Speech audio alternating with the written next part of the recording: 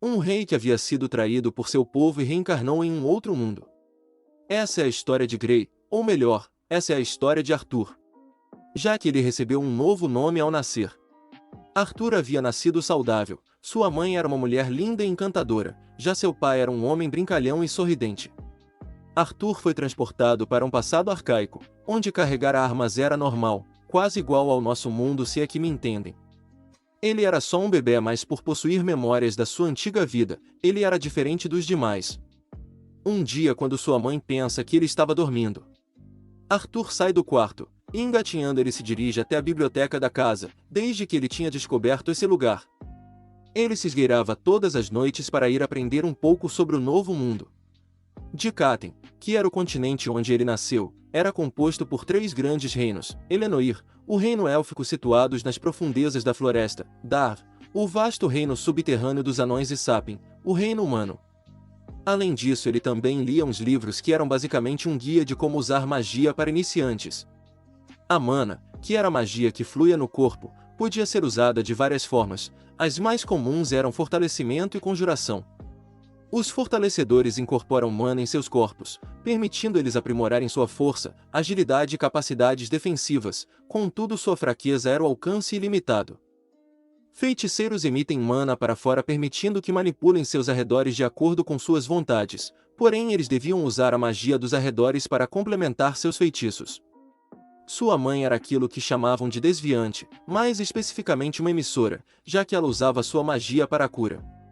De acordo com o livro, o despertar de um mago ocorria entre o início da puberdade e o fim da adolescência, que era o tempo em que seus núcleos de mana se manifestavam. Arthur repara que o núcleo de mana era similar ao centro de Ki, que ele usava em sua vida anterior. Para formar o centro de Ki, as crianças eram ensinadas a meditar para sentir as partículas de mana espalhadas pelos seus corpos e as reunir em um único lugar. Arthur começa a fazer o mesmo, e quando começa a funcionar, sua mãe aparece, ela pega Arthur e do nada ela pergunta se ele queria fazer cocô. E não é que ele fez mesmo, durante a concentração para reunir as partículas mágicas ele acabou soltando tudo. Já haviam se passado 2 anos, Alice, a mãe de Arthur, achava ele o bebê mais fofo que existia, e sabia que se ela não se tornasse uma mãe rigorosa e confiável ele ia entrar em apuros. Ela notou que Arthur amava ir para o centro de comércio e por isso, ao invés de ir uma vez por semana, eles iam de 2 em 2 dias. Como o rei, o pai de Arthur era um aventureiro, ela pensava que Arthur também queria ser um, ela não ficava preocupada com isso, só queria que Arthur se desse melhor de que os jovens touros que têm fama como aventureiros. Arthur estava na janela em cima de um banco observando seu pai que estava treinando no quintal. Haviam se passado 2 anos desde sua aventura na biblioteca. Desde aquele dia, ele aprendeu muitas coisas novas e interessantes. De repente seu pai começa a entoar umas palavras esquisitas, e do nada pedras começam a flutuar. Arthur fica impressionado, e se pergunta que tipo de fenômeno ia acontecer, e quando seu pai ergue suas mãos para cima e um monte de pedras começam a flutuar. Ele faz uma pose de ataque e joga as pedras para frente. Exatamente, grande bosta. Arthur desanima ao ver aquilo e decide ir embora, mas ele tinha um grande problema, algo que chegava a ser assustador: ele tinha que descer do banco. Mesmo com medo, ele toma coragem e tenta descer. Sua mãe entende tudo errado, e pensa que ele queria ir dormir. Mas ele pede para ir para a sala de livros. Sua mãe fala que não, mas ele insiste e faz aquela carinha fofinha de bebê. Ela não resiste, e deixa ele ir brincar um pouco na sala de estudos. A maior conquista que Arthur havia acumulado nesse mundo, além de conhecimento, era o seu progresso para formar seu núcleo de mana. Ele passou os 2 últimos anos movendo dezenas de milhares de pequenos fragmentos de mana. Era um trabalho árduo e desgastante, mas todo o esforço não foi em vão, faltava apenas uma partícula para ele formar o seu núcleo. Alice e Rei estavam no quintal, quando de repente algo explodiu sua casa. Rei corre e protege Alice dos detritos e das chamas. Algum tempo depois, as chamas cessam. Alice fica desesperada pois Arthur estava na casa. Ouvindo isso, Rei corre para o local, ele tira umas paredes do caminho, e finalmente se depara com uma cena incrível. Arthur não havia completado nem 3 anos, mas já tinha despertado seu núcleo de mana.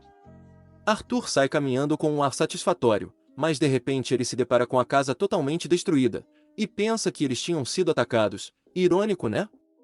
Um ano se passou desde o ocorrido, eles reconstruíram a casa, Alice estava ensinando Arthur a ler e a escrever, e ele estava aprendendo o básico da manipulação de mana e fortalecimento, além de duelar com seu pai usando meras espadas de madeira.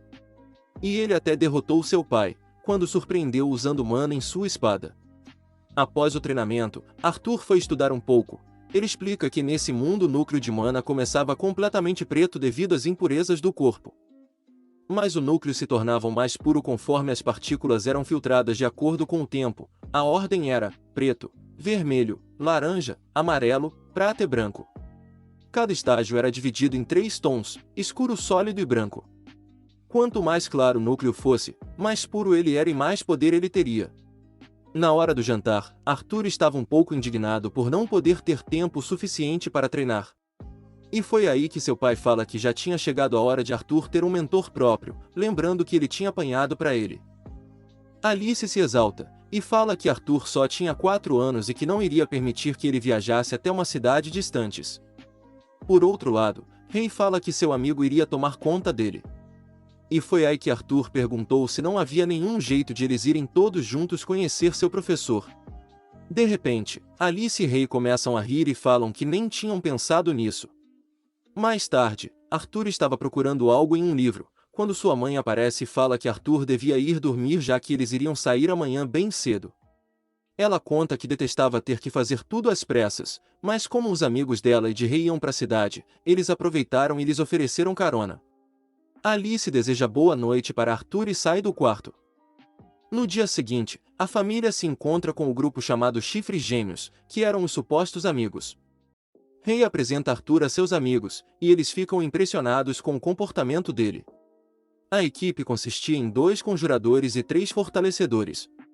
Os conjuradores eram Angela, que possuía a magia de vento, e Durden, que possuía a magia de terra. Já os fortalecedores eram Adam, cuja especialidade era a lança, Jasmine, que usava adagas duplas, e Ellen, uma arqueira mágica. Após as apresentações, todos foram para dentro das carroças e se dirigiram para a cidade de Shiruz. E assim começou a jornada de Arthur pelo mundo afora. À noite, no acampamento que montaram provisoriamente, Arthur estava um pouco entediado. Adam, que estava também entediado, fala que queria ir treinar, e pergunta para Rei se ele podia levar Arthur com ele. Rei concorda, mas fala para Adam ter cuidado já que Arthur tinha acabado de sair do fortalecimento básico de mana para treinamento de combate. Sendo assim, Adam pega Arthur e o leva até um local para treinar. Arthur pega uma espada de madeira, e Adam pega sua lança.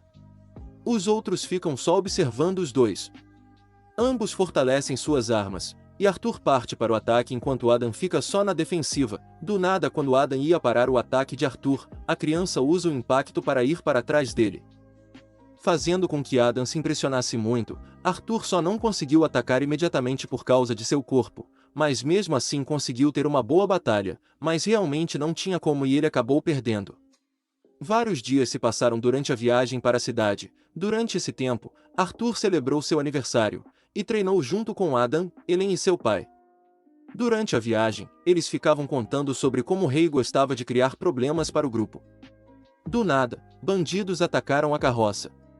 Todos começaram a se preparar para o combate, eles estavam completamente cercados, e foi aí que o chefe dos bandidos apareceu. Ele ordenou para que eles matassem todos menos as mulheres e Arthur. E ele os queria sem cicatrizes pois, segundo ele, mercadorias danificadas valiam menos. Arthur faz uma cara que nunca tinha feito antes, ele pega sua espada e se prepara para ir para o combate, mas Alice o abraça e tenta acalmar sua raiva. A batalha mostrava ser intensa, todos do grupo dos Chifres Gêmeos eram extremamente fortes, além de Rei, que possuía uma força e velocidade incrível. Sinceramente, aquilo nem foi uma luta, foi um massacre. Mas tudo mudou quando o chefe começou a lutar contra Rei. Ele estava muito machucado e foi atirado contra a carroça onde sua família estava. Alice começa a curá-lo, e ele pede para Arthur levar sua mãe para longe pois os bandidos iriam atrás dela. Arthur não concorda, e fala que ele era forte e podia lutar para os proteger. Rei sorri e acaricia a cabeça de seu filho. Ele fala que sabia que Arthur era forte, e por isso ele devia lutar para proteger sua mãe, e o bebê que ela carregava na sua barriga. Alice estava grávida e por isso, às vezes ela demonstrava estar cansada. Rei fala que queria contar isso para Arthur quando chegassem na cidade, mas a situação tinha mudado. Arthur olha nos olhos de seu pai e fala que iria proteger sua mãe custe o que custasse. Ele pega no braço de sua mãe e começa a correr. Os bandidos começam a ir atrás deles, mas os chifres gêmeos impedem eles. Do nada, o chefe ordena para um cara na montanha atirar a magia que estava preparando em Arthur e Alice. Arthur pede desculpas para sua mãe e a empurra para fora do alcance do ataque. Ele recebe o ataque, mas lança uma adaga com um fio de mana no mago. Infelizmente, ao fazer isso, Arthur também caiu da montanha, trazendo assim o seu fim. Só que não.